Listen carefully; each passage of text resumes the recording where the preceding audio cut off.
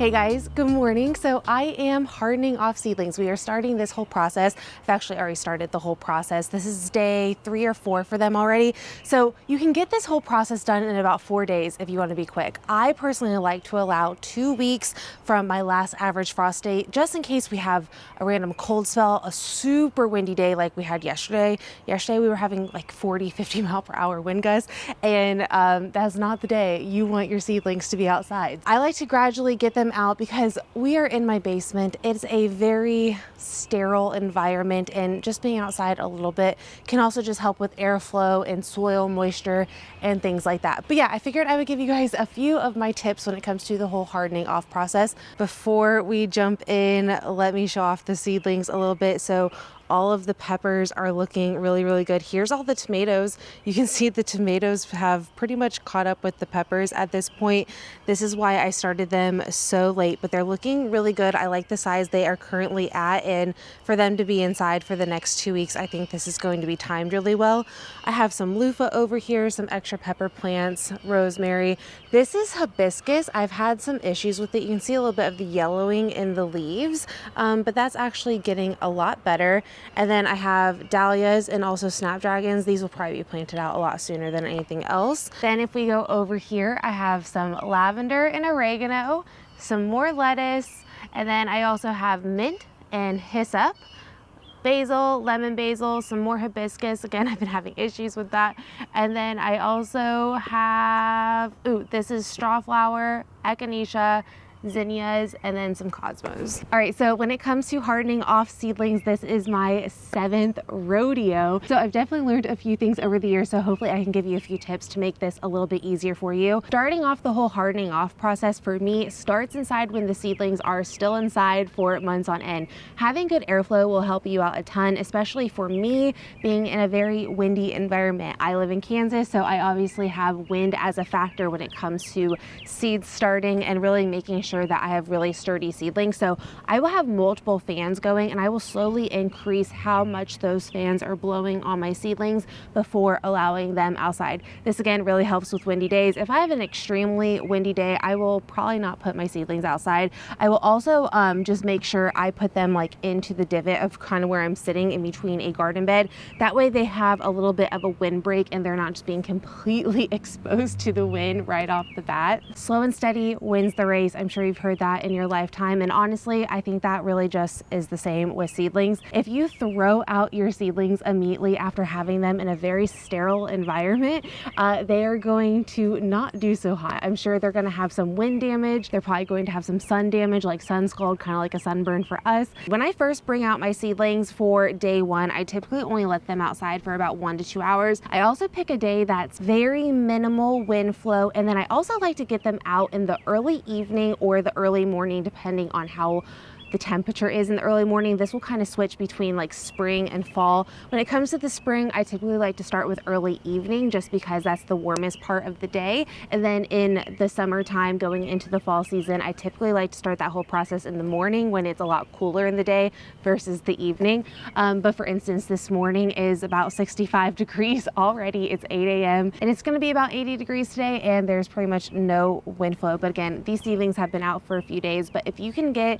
some days that are just that perfect condition, definitely go ahead and let your seedlings out. So even if you're not like fully ready for the hardening process, I personally like to throw out my seedlings for like an hour or two just so they can get better airflow. Their soil can dry out a lot faster. Having my seedlings in the basement, I can run into issues, especially when the plants get bigger like this, if I don't give them adequate airflow. That's again why another important reason for the fans, but that makes a huge difference. Day 1, 1 to 2 hours. Next day, 3 to 4. Next day, 4 to 6. But again, you want to just gradually get them closer and closer to that peak sun. You know, when the sun is at its peak during the day, that is when the sun is at its strongest. So keep that in mind. Another thing that's really important when it comes to hardening off your seedlings is making sure that they have enough water. The one thing you don't want to do is stress out your plants even more and have them thirsty while they're also dealing with the elements of the world. So this is something I do need to go through. Some of my soil blocks are fine, but this one here is like super dry. This is also just a lot easier of a time if you do have a bunch of plants inside to go ahead and water them, just because dealing with watering a bunch of seedlings like this inside is just never a fun process. So one tip I have, especially if you're working outside the home, is if you're starting to get to those longer day lengths and you're needing to leave your seedlings outside, either find an area that's completely shady or find an area that gets really good morning sun, but then shades out come those like noon hours. Just kind of watch your shade patterns during the day. That will also make a huge difference. That way they can get really good morning, and then at that point when the sun starts to move across the sky, they will get shaded out, and then you're not having to worry about your seedlings as well. Don't overthink it. Give yourself plenty of time, especially because you never know what the weather is going to do. Make sure your plants have what they need, and don't throw them out in the middle of the day during peak sun at the very beginning. Honestly, hardening off just makes your plants transition outside so much easier, just like today's sponsor, Bootstrap Farmer, makes my life during the hardening off process. Bootstrap Farmer makes all kinds of things, but my favorite thing is their seedling trays. I was introduced to Bootstrap Farmer 3 years ago when I needed a solution to help get all my seedling starts in and out of my basement and it not be a hassle or result in a lost plant from it tumbling down the stairs because I was using a cookie tray. Not like I have any experience with that or anything. I bought myself some trays and I've never looked back. My favorite combo of Bootstrap Farmer trays are the 1020 Extra Strength lined with the deep mesh trays. The mesh trays sit on top of the 1020s and allow water to pass through. Perfect for soil blocks so they don't sit in water, or great for bottom watering your nursery pot. These trays are durable, lightweight, and very strong. I also love how they create systems for their seedling trays. They have these inserts that allow their nursery pots to sit perfectly inside, just adding extra strength and security to the trays. If you want to make your life easier when it comes to the garden, check out Bootstrap Farmer at bootstrapfarmer.com/free. I will also have that linked below. Thank you so much, Bootstrap Farmer, for sponsoring today's video. I'm gonna move some of this into a little bit better of light. This gets a lot better sun during like the afternoon, evening. All right, everything has good sunlight now, so we'll come get everything in a few hours. Oh, and I got this yesterday. So this is 3 different types of little flowers. These dainty little flowers I'm just obsessed with, and they look so pretty in hanging baskets. These will slightly cascade over, so I wanted to throw a few hanging baskets over on my chicken coop. And then I got these new shepherd hooks. I wanted to put one over there, but I'm gonna do that a little later on. I didn't want to plant these and then they'd be out in the hot sun all day. What a beautiful morning. Yeah. That's garlic. You know better. No, you know not to get the garlic. You're silly. That's still garlic. That is still garlic. Can we not get, no, we aren't, nope, that is not for you. Thank you. That's also still garlic. It's just a dead leaf. Nope, nope, can't have it. Thank you.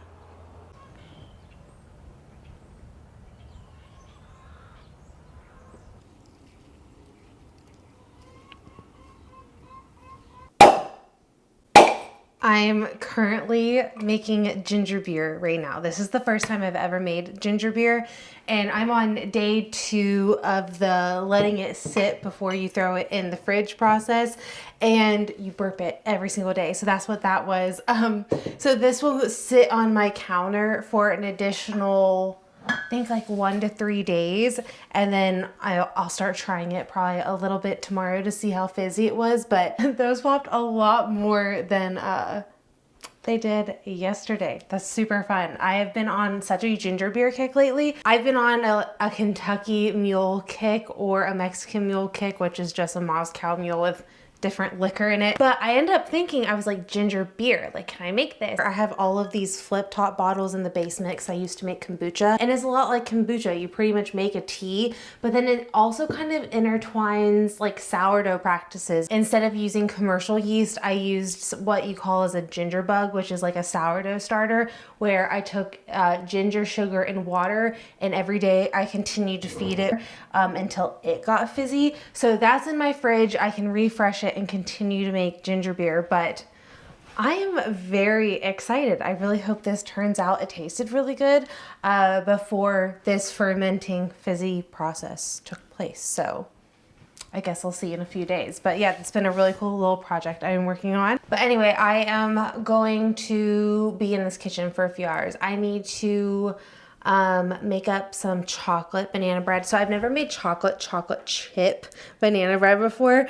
And I have bananas I need to use up. And I started to look up muffin recipes because I didn't really want to do banana bread. And then I was like, well, banana bread's easier. And then I was like, but do I want to make banana bread? And then I was like, let's do chocolate chip banana bread. And then I stumbled on chocolate chip banana bread. So I'm going to do that today.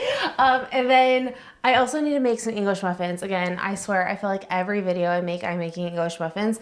But honestly, it's not that much. I've just been really lazy about bulk making them. And I've been completely out the last few days. I've been really starting to eat on them too. Typically, it's my husband's thing for breakfast, but they're just so good. Currently looking up how to make 1 cup of brown sugar because I don't know the ratios of sugar and molasses, and I don't have enough brown sugar.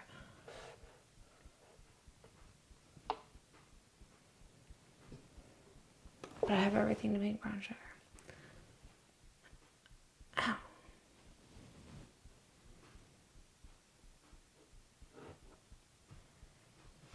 That's incredibly... I have not done this in a really long time. But I have a bunch of sugar and I always have molasses on hand as well. So I should really just stop buying brown sugar.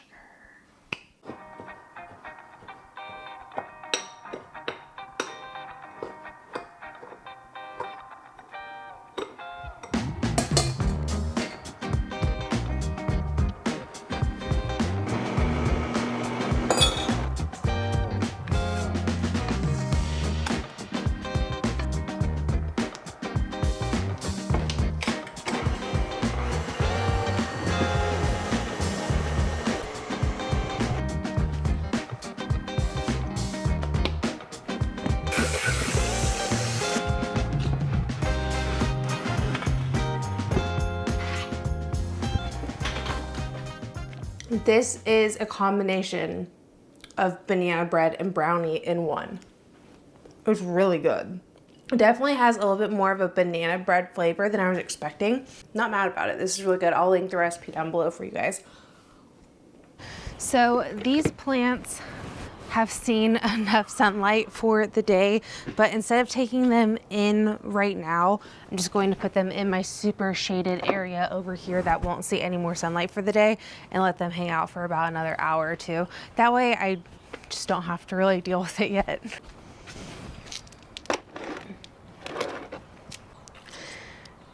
Man, I am so happy with how everything is looking.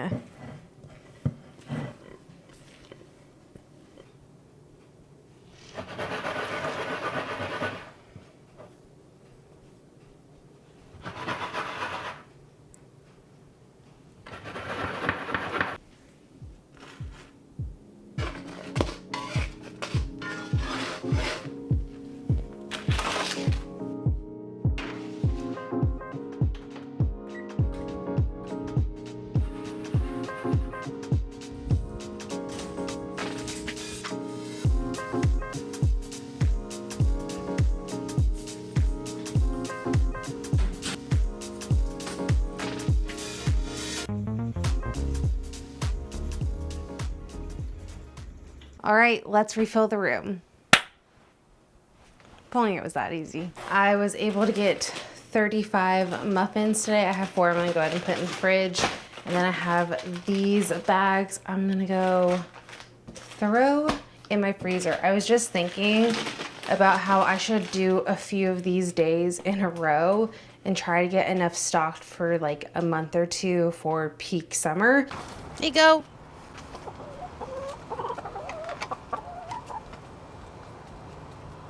Go girlies.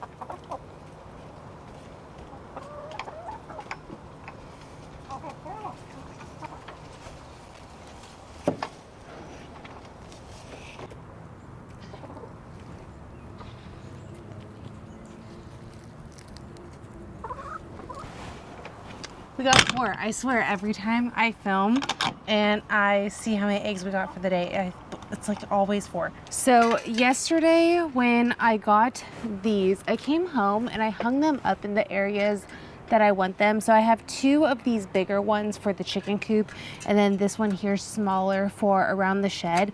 I don't like how long these are. I can't remember how short I was wanting to clip and bend the metal, but I need to do that before I fill these. Whoops.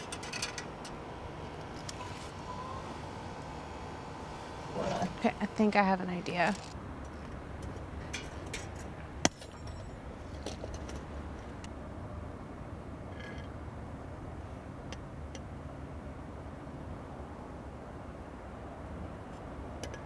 Looks like it is gonna work.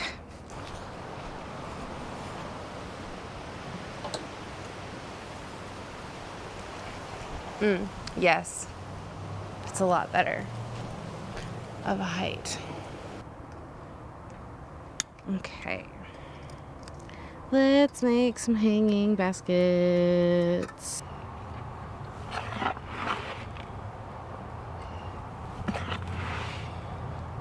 That is what we call a root-bound plant.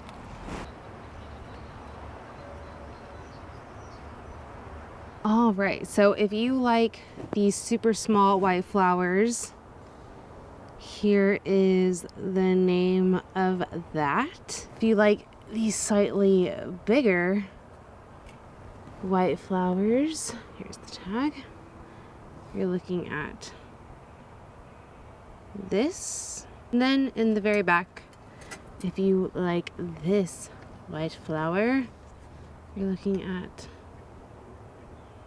this.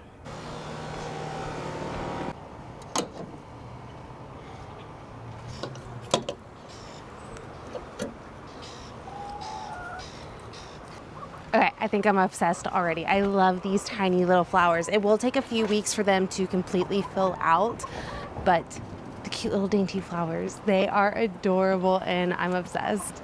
Look how cute. They look so cute. I really need to clean this window. And again, really cute. So these big pots behind me here, I think I want to keep it in the theme of something whimsical, kind of dainty. So I'm thinking I want to sew out a few more cosmos because they have a very similar vibe. And I'm doing a cosmo called the Bright Lights, which is like this really pretty orange color. I'm thinking that will be really pretty. I was originally thinking I was gonna put some sunflowers in these pots, but now I'm thinking cosmos. So let's see here. Here we go. That is what they look like. So I'm gonna sew 6 more of these, and then I have a few zinnias that didn't pop up, so I'm just going to re-sew these out as well. I left these behind when I took everything else inside earlier. So I think I'm gonna go around to a few places and take some seeds from this sunflower head. This is one of the sunflowers from my Goldie Honey Bear, and it still has a bunch of seeds in it from last year.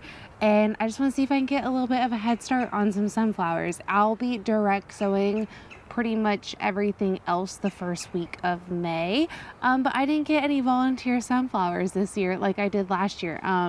And they were living in the garden for like a month at this point. So I'm gonna go ahead and throw some in the ground and hope for the best. I do have volunteer loofah, which I think is so funny, and I might try to keep it. I don't know how, but I might try to keep it. I just left all of the seeds and everything and just dried a handful of these so I would have endless amounts of seed and I could do things like this. I might even try to just walk the fence and stick a bunch in the ground as well and see if I can get any to pop up to give me a little bit more privacy.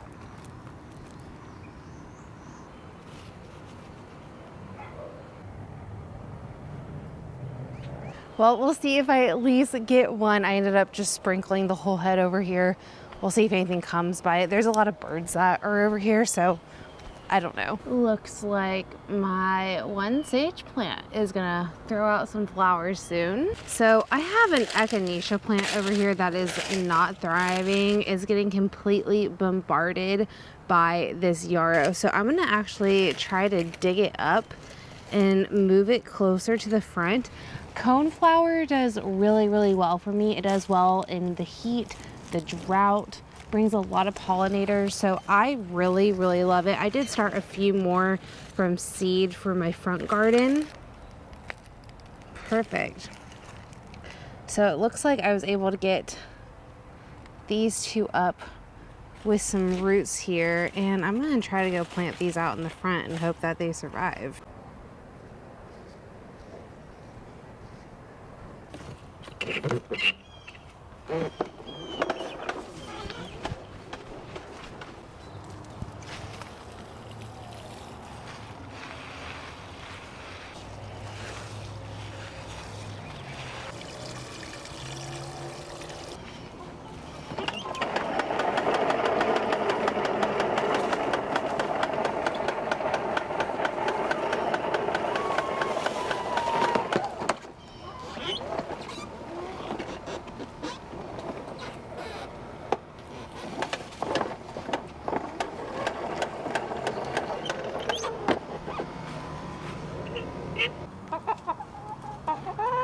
Come on, let's go in. Ready?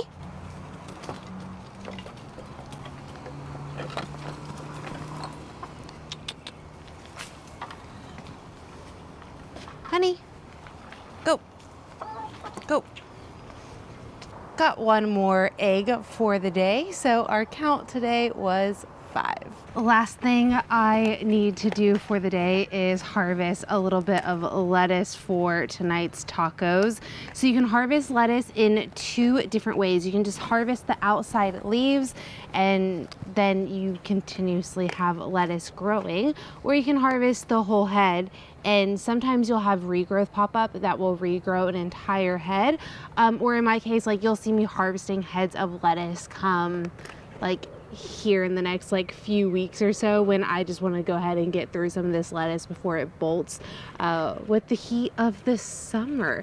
But I hope you guys enjoyed hanging out with me on this random spring day. I'm gonna go get a shower and make some tacos for dinner. I'll see you guys all in the next one. Bye.